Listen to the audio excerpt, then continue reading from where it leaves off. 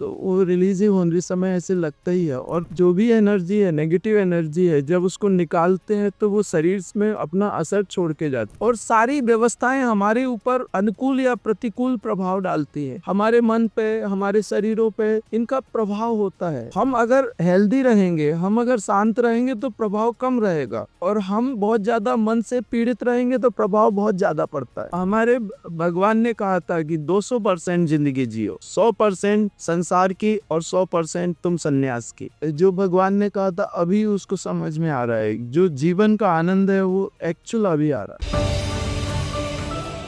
प्रणाम गुरुजी। कल आपने मुझे जो ट्रीटमेंट की उसके बाद रात्र पूरी रात मैं सो नहीं पाया। पूरी रात में 2 घंटा सो पाया हूँ। वो मसल अकड़ रही है और जो बोन के की हड्डी है वो बहुत पेन कर रही है। वो रिलीजिंग प्रोसेस होता है मोस्टली। जब लोगों को एंटिटीज या एंसिस्टर्स होते हैं ना, तो वो रिलीज ही होने समय ऐसे लगता ही है। और जो भी एनर्जी है, नेगेटिव एनर्जी है, जब उसको निकालते हैं तो वो शरीर में अपना असर छोड़ के जाती है, वो हिलती है। वो रिलीजिंग प्रोसेस है। अभी 4-5 महीने हो गए मेरे मसल अकड़ रहे थे। वो इंजेक्शन लेने के बाद रात में जो 12-12:30 बजे से 2:30 बजे तक मसल अकड़ रहे थे, पाँव ऐसा कर रहे था। उसी के लिए यूरिक एसिड कर रहे हैं ना भाई साहब। एसिडिटी के कारण क्लिम्पिंग कैच आते हैं मसल में। हाँ। उसी के कारण तो हम यूरिक एसिड कर रहे हैं। ओके। यूरिक एसिड किया ना तो वो आपके कैच वेच खत्म हो जाएंगे। और यूरिक एसिड किया तो आपका यूरिक एसिड होगा, तभी तो वो हो रहा है। तो ये सब नी पेन वगैरह उससे कम हो जाएंगी। ठीक है। करने के लिए आपके शरीरों में और जीवन में बहुत काम है। अभी मैंने 7 दिन बोला था तो ये लोग 5 दिन बोल रहे थे। 5 दिन में क्या करूंगा मैं प्रेशर में आता हूँ। मेरे आंखों के सामने है कि वो चीजें ठीक नहीं है, और मैं इसलिए नहीं निकालता क्योंकि समय नहीं है। एक्चुअल 5 दिन ये लोग बहुत प्रेशर डाल रहे थे कि 5 दिन ही करो, क्योंकि लोगों को छुट्टी नहीं है, ये नहीं है, वो नहीं है। लेकिन मैंने कहा 7 दिन से कम में नहीं होता, वो इतने काम करने होते हैं। सिर्फ बॉन बस थोड़ी करना पड़ती है, बॉन से कनेक्टेड जो सब्जेक्ट होते हैं उन सबको अटेंड करना पड़ता है। जिंदगी भर कभी कुछ नहीं होता बाबा जी, क्योंकि आप एक बार स्नान कर लो फिर बाद में आप स्नान ही ना करो, जिंदगी नहीं। एक बार आप ब्रश कर लो फिर जिंदगी भर ब्रश ही ना करो। एक बार आप कपड़े बदल लो फिर जिंदगी भर कपड़े ही ना बदलो। एक बार आप गाड़ी ले लो उसके बाद में कभी सर्विसिंग ही ना करो, नई गाड़ी ले। ऐसा नहीं होता बाबा जी। हमारी जिंदगी जो है ना, एक कर्म जाता है प्रारब्ध बनता है, दूसरा कर्म आ जाता है प्रारब्ध बनने के लिए, फिर तीसरा कर्म आ जाता है। ये शरीर हमारे कर्मों के प्रारब्ध का फल निकालता है। एक एक कर्म आते रहते हैं, प्रारब्ध बनते रहते हैं, और सारी व्यवस्थाएं हमारे ऊपर अनुकूल या प्रतिकूल प्रभाव डालती है।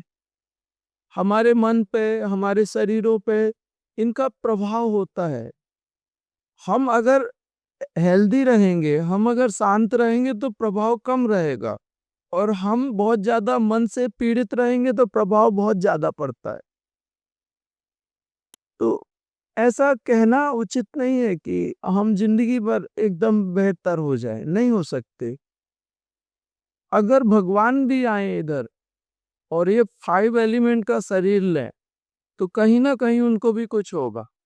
नहीं, एक्चुअल क्या होता है, एक बैलेंस बनाना पड़ता है कि हर व्यक्ति उतने दिन रुक सके। अभी क्या है कि इतने लोग हैं, हमारे यहाँ की जो कैपेसिटी है 170 के करीब हमारे हॉल की कैपेसिटी है। इसमें सिर्फ 70 है, 100 नहीं है। अगर मैं 5 दिन का रखता था तो ये ज्यादा होते थे लोग, क्योंकि उनको उतने से ज्यादा दिन छुट्टी नहीं मिलती या वो मैनेज नहीं कर पाते। उनकी जवाबदारियां रहती है, उनके बच्चे रहते हैं, या उनको कहीं मैनेज नहीं हो पाता उतने दिन, इसलिए वो लोग नहीं आ पाते। बहुत कुछ ऐसा रहता है बाबा जी, जो अपन सिक्के का एक ही पहलू देखते हैं, दूसरा पहलू हमने देखना चाहिए, वो हमारी गंभीरता होती है। बराबर है ना? सिक्के के दोनों पहलू देख के जो डिसीजन होता है वही ठीक डिसीजन लेता। दिखता तो एक ही है, टेल देखोगे या हेड देखोगे, लेकिन होता दूसरा भी है और वो अपने आप में महत्वपूर्ण होता है। हेड और टेल से सिक्का बनता है। ये सारी चीजें बहुत संभाल के बाबा जी हर चीज को, हर इंसान की व्यवस्था को समझना, उसके अंदर क्या है और कैसे करना है और वो कहाँ तक मैनेज कर पाएगा, वो भी बड़ी। हाँ, आपके यहाँ पे जो लोग बाहर से आते हैं, इंडिया के बाहर से आते हैं या कुछ लोग इंडिया के हैं, वो एक एक महीने रुकते हैं, 28-28 दिन रुकते हैं। और मेरे पास अभी जो साधक है, सीनियर साधक हैं, हम लोग ब्लड पे मेडिटेशन करते हैं। मतलब एक प्रोसेस होती है कि जो हम खाना खाते हैं, वो खाना कैसे कैसे हमारे शरीर में डाइजेस्ट होता है, कौन कौन सा आर्गन क्या करता है, और एक एक आर्गन की हम लोग स्पेसिफिक मेडिटेशन करते हैं और उसको कंट्रोल करते हैं। और उसके बाद में वो खाने का जो रस मिल आता है, उस रस में पित्त मिलता है, और जब रस में पित्त मिलता है तो रक्त बनता है। तो वो कैसे बनता है, शरीर कैसे बनाता है, तो फिर रक्त की जो प्रॉपर्टीज हैं, वो जो आरबीसी, डब्ल्यूबीसी, प्लेटलेट्स जो भी है, वो सारी की सारी प्रॉपर्टीज को कैसे कंट्रोल किया जाता है, कम ज्यादा कैसे किया जाता है, वो पूरा हम लोग करते हैं।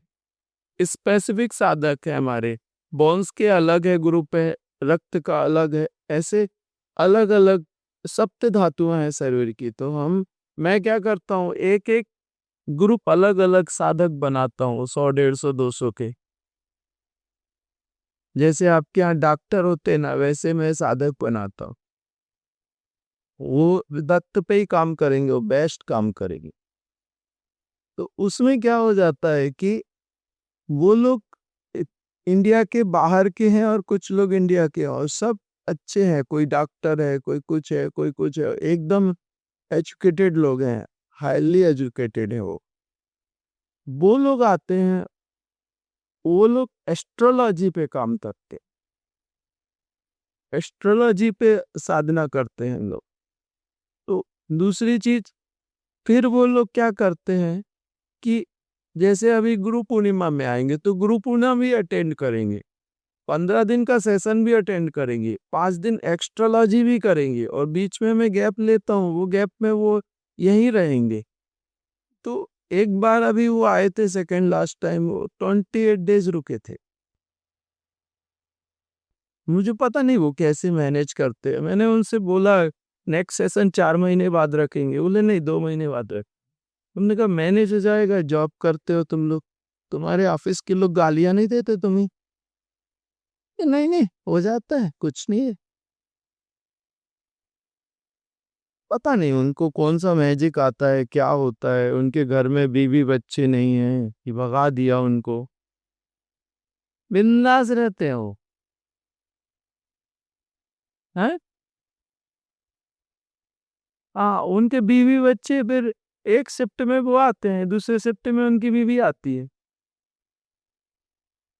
वो ऑस्ट्रेलिया से आए तो इस बार वो आएंगे, अगली बार अगली सेशन में उनकी बीवी आएगी। जब बीवी आएगी तो ये हस्बैंड बच्चों को संभालेगा। फिर वो बच्चे उधर से चिल्लाएंगे, मम्मा तुम क्यों चले गए, पापा अच्छा नहीं है, ये डैडी अच्छा नहीं है, ये अच्छे से बात नहीं करता। ऑस्ट्रेलिया के बच्चे वो अलग ही रहते, वो फिर इधर पे सर पकड़ के बैठते हैं वो लोग। कहीं कोई आता है, कहीं कोई दूसरे आए, तो ऐसे चलता। आप जैसे नए नए लोगों से मुलाकात होती है, अब ये नए चेहरे दिखे, अब अगले सेशन में फिर से और नए चेहरे दिखेंगे, नए नए लोग मिलते रहते हैं, मुझे बड़ा अच्छा लगता है। नहीं, आप 3 महीने तक रहिए ना, हमें क्या है, अपन तो अभी तो वो हम बिल्डिंग बना रहे हैं कमेंडेशन की, बढ़िया वहाँ पे थोड़ी बहुत हमें भारी पड़ रही है, लेकिन हम कैसे ना कैसे करके बना तो लेंगे, कोशिश करते हैं। स्लैब पड़ गए हैं अभी ग्रेनाइट वगैरह का, और ये सब काम चालू है। अपनी खुद की एकोमोडेशन होगी फिर तो यहीं पास में है वॉकिंग डिस्टेंस में। यहाँ पे थोड़ी तकलीफें हैं, यहाँ पे थोड़ा हमें रसोईया वैसा नहीं मिलता है। बहुत कोशिश करें हम खाना पकाने, जो चपाती बनती है रोटी बनती है मिल ही नहीं रहा। मशीनें लेके आए गुजरात से रोटी बनाने की, वो कभी कहते हैं बनती है, कभी कुछ कहते हैं। बहुत तकलीफ है। आप लोगों को रोटी मुझे मालूम है अच्छी नहीं बन रही यार, क्या करें, मिल ही नहीं रहा मुझे। आज बनाई है, कल ठीक है फिर अच्छी बात। कल मैंने उसको धमकाया कि नहीं बनाते बनती तो जा, मैं दूसरे को देख। हमारे यहाँ एक्चुअल गोवा में क्या होता है कि रोटी बनती नहीं है। गोवा के लोग ब्रेड लेते हैं और वो जो भी करते हैं वो राइस और दाल खाते हैं। दाल चावल खाते हैं गोवा में, क्योंकि यहाँ का एटमॉस्फेयर है वो रोटी के लायक नहीं है। तो जितने भी मारवाड़ी लोग हैं या नॉर्थ इंडियन है इधर आके रोटी खाते हैं, उन सब की डाइजेशन की वाट लगती है। तो राजस्थान जो होता है वो जांगड़ देश है, मरुस्थल है, वहां पे उनको एकदम भारी खाना चाहिए, सब पच जाता है। तो उनकी बॉडी की जो हैबिट्स हैं और उनका खुद का खाना है वो भारी है। दाल बाटी चूरमा ऐसा सब वो वैसा चलता है। अब इधर पे दाल बाटी चूरमा खाओ तो वो 6 दिन तक कहता है मैं तुम्हें छोड़ के नहीं जाऊंगा। हमारे साधक थे, वो हम लोगों को बुलाया और हमारे साथ पूरे लोग गए, कुछ लोग, और उन्होंने मस्त वो सब बनाया जो राजस्थानी खाना है। और नहीं नहीं खाओ, नहीं नहीं खाओ, और इन लोग बेचारे खा गए। 6 दिन तक वो दाल बाटी चूरमा इनसे दुश्मनी लेता रहा। इन लोगों ने कसम खा ली आज के बाद दाल बाटी चूरमा की शक्ल नहीं देखेंगे। मैं तो कर गया डाइजेस्ट, मुझे कोई दिक्कत नहीं। मैं तो, मेरे को क्या है, इन लोगों की तो पूरी वाट लग गई। उस दिन के बाद नहीं गए उस राजस्थानी के। अभी इस राजस्थान हो गए, ये पंजाब के हो गए, फिर कोई हरियाणा के हो गए, फिर कोई साउथ के हो गए, ऐसे। एक्चुअल हमारे साथ हमारी लाइफ ना बहुत बेस्ट है। संसार पूरा मिला है और परमात्मा भी मिला है। तो दोनों हमारे भगवान ने कहा था कि 200% जिंदगी जियो, 100% संसार की और 100% तुम सन्यास की।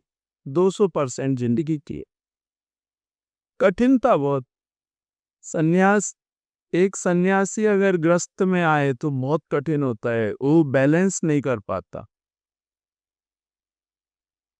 बहुत कठिन होता है। लेकिन अभी जो भगवान ने कहा था अभी उसको समझ में आ रहा है, जो जीवन का आनंद है वो एक्चुअल अभी आ रहा है। दोनों में अभी मतलब हर एक अनुभूति होनी चाहिए, हर एक अनुभूति होनी चाहिए। कहीं ऐसा ना हो कि मृत्यु के समय ये ना हो जाए कि हमने ये तो देखा ही नहीं, ये तो अनुभव किया ही नहीं हमने। जब मृत्यु आए तो हम कह सके कि सब कुछ किया, सब अनुभव किया और हमें कुछ बचा नहीं, हमने कंप्लीट मैन सब अनुभव किया, अभी कुछ बचा नहीं करने को। चलो चलते हैं। ग्रस्त में अभी बच्चे इतने प्यार से बात, इतने संभालते हैं ना, ऐसे जैसे छोटे बच्चे को रखते हैं वैसे मुझे रखते हैं। इतने प्यार से संभालते हैं ना वो। और हर एक बंदा मुझे ऐसे रखता है जैसे भगवान को आप रखते हो वैसे रखा जाता।